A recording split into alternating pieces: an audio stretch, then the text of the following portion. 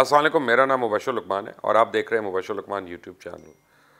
आज एक मैंने बड़ा अहम आपसे सवाल करना है। आप ये सवाल मैंने डायरेक्ट आप लोगों से करना है और मैं आपसे रिक्वेस्ट करूंगा कि इसका मुझे ऑनेस्टली जवाब दीजिएगा। आप यानी घर में बैठे हुए हैं, आप दफ्तर में हैं, आप गाड़ी में हैं, आप कहीं पे भी हैं, जहाँ पे भी आप ये वीडियो सुन रहे हैं या वीलॉग देख रहे हैं, तो इस सवाल आप ज़रूर पूछिएगा अपने आप से और फिर आपको समझ आ जाएगी कि हमारे मुल्क में क्या तकलीफ़ें हैं और क्या मसाइल हैं और क्या प्रॉब्लम है। और पहली मैं आपसे पहले पूछूंगा, फिर आपको मैं खबर बताऊंगा और बड़ी अहम खबर है, और उसके बाद मैं आपको अपना आंसर बताऊंगा उस पहली के मतलब। ये मैं कई दफ़ा टेलीविज़न पे भी पहले, मेरा ख्याल है 2 साल पहले पूछ चुका हूँ ये वो, लेकिन रिफ़्रेश कराना जो होता है वो बेहतर होता है लोगों को। हो सकता है आपने सुनी हो, अगर सुनी हो तो प्लीज़ बर्दाश्त करिएगा। एक गांव में, एक कहावत के मुताबिक एक गांव में एक रेलवे की पटरी जा रही थी और वो रेलवे की पटरी बिल्कुल कंडम हो चुकी थी और ख़स्ता हाल में थी।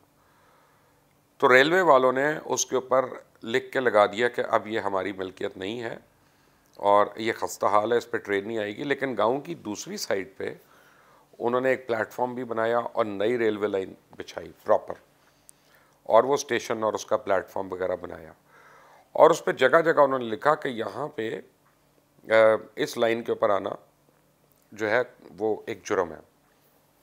अगर आप इस जुर्म का इर्तिकाब करते हैं तो आपके ख़िलाफ़ कार्रवाई होगी। अब वो एक कानून बन गया और वो हर एक को वार्निंग्स भी पता चल गई। लेकिन एक दिन क्या हुआ कि उस गांव में तकरीबन 100 के करीब बच्चे थे और बड़े भी थे कुछ। वो सारे के सारे वो पक्के प्लेटफॉर्म पे आके क्रिकेट खेल रहे हैं। अब वो क्रिकेट खेल रहे हैं, कोई बच्चे लाइनों के ऊपर खड़े हैं, कोई उधर है कोई उधर है, उस सारे उस एरिया में जहाँ पे बोर्ड्स लगे हुए हैं। अब इतनी देर में एक ट्रेन आ रही है तेज़ रफ्तारी से, उसकी ब्रेक्स फेल हो गई हैं।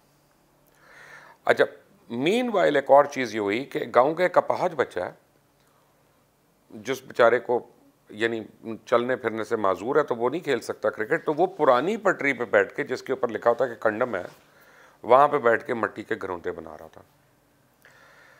अब एक ट्रेन आ रही है, अंधाधुंध आ रही है और उसकी ब्रेक्स फेल हो गई हैं और आप समझें आप लाइनमैन हैं, आप वो लाइनमैन है कि जो उस वक्त वहाँ गांव के बाहर बैठा हुआ है और उसको पता है कि इस वक्त 100 बच्चा इस लाइन पे है और एक बच्चा इस लाइन पे है। तो आप कांटा बदल के ट्रैक का ट्रेन की डायरेक्शन मूव कर सकते हैं, यानी नए लाइन की जगह उसको पुरानी खस्ता लाइन पर डाल दें कि उससे सिर्फ एक बच्चे की मौत होगी, वरना दूसरी लाइन पे जाने देंगे तो 100 बच्चों की मौत हो जाएगी। तो आप क्या करेंगे इस सिचुएशन में? अब ये एक सवाल है। लेकिन आप इससे पहले मैं आपको खबर बता दूं कि मैंने भी ट्विटर पे देखा, थोड़ी देर पहले ट्वीट आई मियां नवाज शरीफ साहब की 2 हिस्सों पे, यानी तफसीली ट्वीट है। पहले तो उन्होंने कंडेम किया कि जी कौन कौन मिला है सिक्योरिटी एजेंसीज़ को या इस्टेब्लिशमेंट को या अस्करी क़यादत को, और दूसरे हिस्से में उन्होंने ख़ास तौर पे ममानियत कर दी पाकिस्तान मुस्लिम लीग नवाज़ की कि किसी भी तरह की इस तरह की कोई मीटिंग नहीं करनी। और ये वो आदमी कर रहा है जो ज़ियाउल हक का दस्ते राज था, जो जन गुलाम जिलानी के थ्रू आया, पहले वज़ीर ख़जाना बन के फिर वज़ीर आला बन के। ये वो आदमी है जिसने जमहूरियत को सबसे पहला झटका लगाया था और इसने मोहम्मद खान जुनेजो को आउस्ट करवाया और फिर मुस्लिम लीग नवाज़ बनवा ली। और ये इतना खुद नुमाई का शिकार कि इसने अपनी पार्टी का नाम अपने नाम पे रखा हुआ, यानी नवाज़ निकाल दें तो वो मुस्लिम लीग है, लेकिन इसको कायदे आज़म की मुस्लिम लीग जो थी वो काफ़ी नहीं थी और वो नाम अवेलेबल था उस वक्त तक, क्योंकि बहुत सालों के बाद चौधरी शुजात हुसैन ने जब मुस्लिम लीग बनाई तो वो मुस्लिम लीग कायदे आज़म बनी। लेकिन इनको कायदे आज़म के नाम से मुस्लिम लीग नहीं बनानी थी, इनको नवाज़ के नाम से बनानी थी। और अब ये कह रहे हैं कि जैसे ये खुदा ना खास्ता कोई हमारा मुल्क नहीं है, हम पता नहीं किससे क्यों ना मिले हम, और कौन किससे मिल रहा है किससे नहीं मिल रहा, और वो उसका उनको प्रॉब्लम हो रही है। और बिल्कुल वो सियासत नवाज शरीफ ने शुरू कर दी है जो अल्ताफ़ हुसैन की सियासत थी। और मुझे लगता यह है कि आने वाले दिनों में इन्होंने अल्ताफ़ हुसैन से ज़्यादा बुरा हशर करवा देना है अपनी पार्टी का।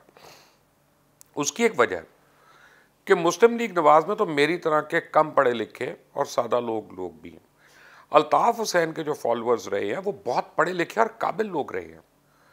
तो काबिल लोग गलती भी करते हैं तो बड़ा सोच समझ के करते हैं, अपने लीडर की गलती पे पर्दे भी डालने की कोशिश करते हैं। बड़ी देर उन्होंने बचा के रखा उसको, फिर एक स्टेज आई कि वो मेडिकली इतना अनफिट हो गया कि वो एक्सपोज हो गया और वो किसी के हाथ नहीं आया और उनको नतीजतन अपने आप से दूर करना पड़ा।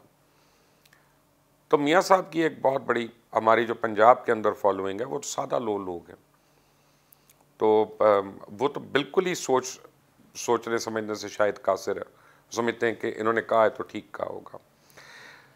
मरियम नवाज का आज मैंने एक वीडियो मैसेज देखा, या कोई पता नहीं मैसेज था या किसी के सवाल का जवाब दे रही थी, जिसमें कही थी कि जी एक तरीका है ऊपर आने का, आप हाथ जोड़ के खड़े हो जाएं, हमें आता है ये तरीका।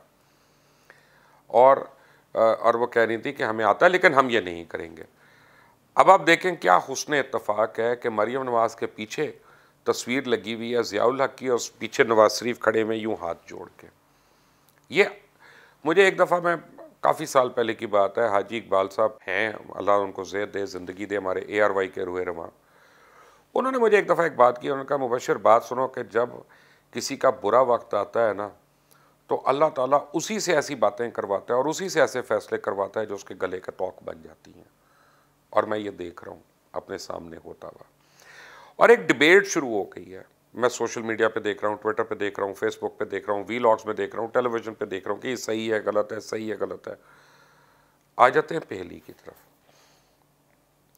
चांसेस आर कि मैंने जब भी किसी से ये पहेली पूछी है, उन्होंने मुझे कहा कि 100 बच्चों की ज़िंदगी बचानी है जो प्लेटफॉर्म और दूसरी लाइन के ऊपर हैं, और इधर एक बेचारा अपाहज बच्चा, चलो अफसोस है लेकिन उसकी जान लेना वही मुनासिब है, क्योंकि ट्रेन रुक नहीं सकती। वो ट्रेन अंधाधुंध चल रही है, उसकी ब्रेकें फेल हुई हुई हैं, और आपने कांटा मोड़ के ये करना है कि वो एक बच्चे की जान ले या वो 100 बच्चों की जान ले। और यही वो जजमेंट कॉल है जो किसी कौम को बनाती है या उसको उजाड़ देती है।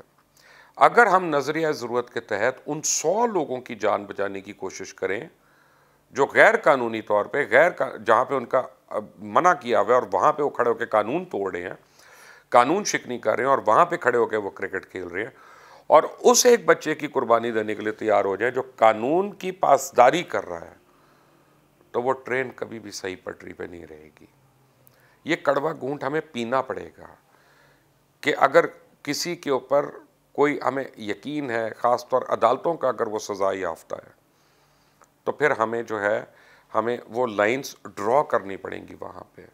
यहाँ पे अजीब इत्तफाक है कि कत्ल हो जाते हैं, रेप हो जाता है, डकैतियाँ हो जाती हैं, और हम कहते हैं चलो जी हम सुलह कर लो जी, अल्लाह माफ़ करेगा जी, और अल्लाह भी माफ़ कर देता, तुम भी सुलह करो। जब आप कानून के बीच में इस तरह की अक्लमंदाना गुफ्तगू लेके आते हैं और उसकी इम्प्लीमेंटेशन में, और मुजरिम, चोर, करप्ट, लूटने वाले, उनकी उनकी आप तस्वीरों में, उनके आप अक्स में अपनी सालमियत ढूंढ रहे होते हैं, तो फिर आपसे ज़्यादा बदनसीब कोई नहीं है। मैं आपको ये बताऊं कि इस मुल्क का सबसे बुरा हाल उन लोगों ने किया जो बार बार बच जाते हैं किसी न किसी तरीके से। मैं आपको एक बड़ी अजीब सी एग्जांपल देने लगा हूँ कि इफ्तिखार चौधरी साहब के ज़माने में जब वो चीफ जस्टिस थे, तकरीबन 3200 लोग दहशत गर्दी के मुकदमात में मुलव्विस थे, और उनमें से 2800 तो शायद, या काफ़ी एक बड़ी तादाद उसी वक्त रिलीज़ हो गई थी। लेकिन क्योंकि हमारे पार्लिमानी निज़ाम ने कभी लॉज ऑफ एविडेंस को रीविजिट नहीं किया, हम दहशत गर्द को उस तरह सज़ा नहीं दिलवा सके जिस तरह एक आम मुजरिम को दिलवानी होती है। तो वो जो छुटे थे उनमें कई लोग मुतअद्दिद दहशत गर्दी के वाक़यात में मुलव्विस पाए गए। यानी साबित ये हुआ कि हमारी एजेंसीज़ ने, हमारे सिक्योरिटी के इदारों ने, हम जिन जिन लोगों को दहशत गर्दों को पकड़ा था वो वाकई दहशत गर्द थे, और कई बार वो उन वाक़यात में मुलव्विस हुए। अगर हम पहली बार अपने लॉज ऑफ एविडेंस को रीविजिट कर लेते, जो कि आज तक हमने नहीं किया, तो वो दहशत गर्द ना बचते और दोबारा दहशत गर्दी के काम ना कर सकते। आज एक रेपिस्ट को अगर फांसी हो जाएगी सरेआम, तो फिर रेप करना बड़ा मुश्किल हो जाएगा किसी के लिए भी। इसी तरह एक कौम को लूटने वाले को अगर आज हम सही जवाब दे देते हैं, कानूनी तौर पे, हाथों से नहीं, खुद से नहीं हम दे सकते, हमारे पास जवाज़ नहीं है कानून हम अपने हाथ में, लेकिन अगर हम कानून के थ्रू उसको सज़ा दे देते हैं तो फिर ही ये मुल्क आइंदा के लुटेरों से बचेगा। मुझे अपनी राय का ज़रूर बताइएगा कि आपने किसको वोट दिया था, एक बच्चे को बचाने का कि 100 बच्चों को बचाने का। अल्लाह ताला सब के बच्चों को महफूज रखे। अल्लाह हाफ़िज़।